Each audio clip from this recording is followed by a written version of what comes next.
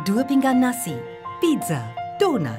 Itulah sebabnya berat Samawati mencecah 104 kg. Kerana perut dan peha yang besar, dia tidak dapat memakai baju bersaiz kecil yang cantik. Dengan rawatan London yang menyingkirkan toksin dan membakar lemak degil secara efektif, Samawati berjaya langsing sebanyak 49 kg. Dari 104 kg, kini beratnya 55 kg. Lihat, inilah baju kurung lamanya. Separuh saiz yang berjaya diturunkan.